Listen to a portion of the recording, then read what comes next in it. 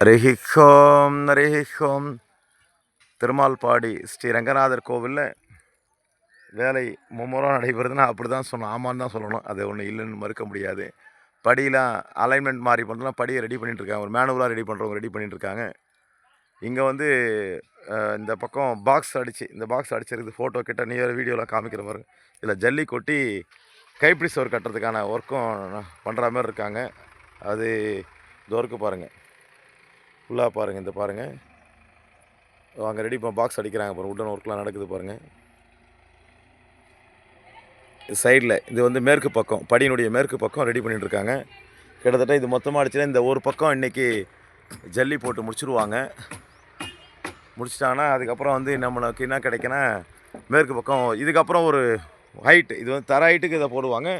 இதுக்கு மேலே ஒரு 3 அடி உயரம் டோட்டலாக நமக்கு படியில் நின்னோம்னா நம்ம இடுப்பு அளவுக்கு உயரம், எல்லாருக்கும் இடுப்பு அளவுக்கு உயரம் வர மாதிரி படியிலேருந்து 3 அடி உயரம் எல்லாருக்கும் கிடைக்கும். அதில் அப்புறம் அந்த பைப்ஸு பிடிச்சிட்டு போகிற பைப்ஸ்லாம் வைக்கிறது பற்றி இன்னும் ஐடியா இல்லை. அது ஏன்னா கிடச்சிருந்தால் டோனர் பண்ணுற மாதிரி ஒரு ஐடியா இருக்கும். இந்த ஒர்க்கும் நடந்துட்டுருக்கு. இந்த இடத்துல தான் இந்த பெரிய பெரிய பாறை கல்லுலாம் வந்திருக்கு பாருங்கள், இந்த வந்திருக்குல்ல, இந்த கல்லுலாம் வந்து தான் நம்ம இந்த பக்கம் இப்போ நான் போகிறோம் பாருங்கள், இந்த பக்கம் வந்து எடுத்து வந்து ஜேசிபி வந்து தள்ளுது பாருங்கள்.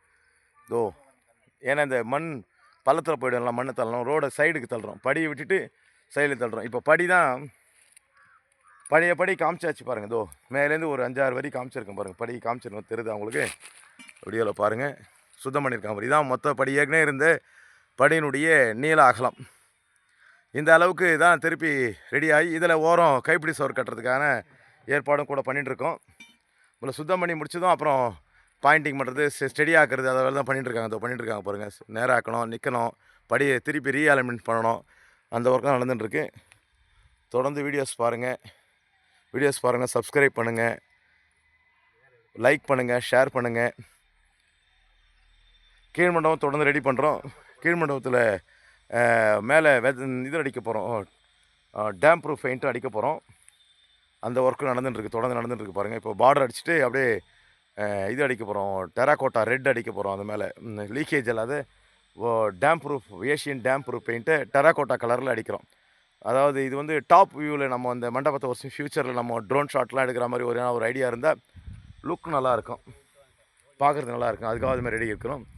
இந்த மேல் மண்டபம் ரெடி ஆகிடுச்சு பாருங்கள். மேல் மண்டபம் நேற்று முடிஞ்சது வேலை, பார்டர்லாம் கட்டி ரெடி ஆகிடுச்சு பாருங்கள். ஒயிட்டு, பியூர் ஒயிட் அடிச்சிருக்கோம் பாருங்கள். மண்டபம் பார்க்குறதுக்கு நல்லா பளிச்சுன்னு இருக்காமல் ரெடி பண்ணி விட்டோம். கீழே தரையை மட்டும் சுத்தம் பண்ணி விட்டுட்டா நமக்கு மண்டபம் ரெடி.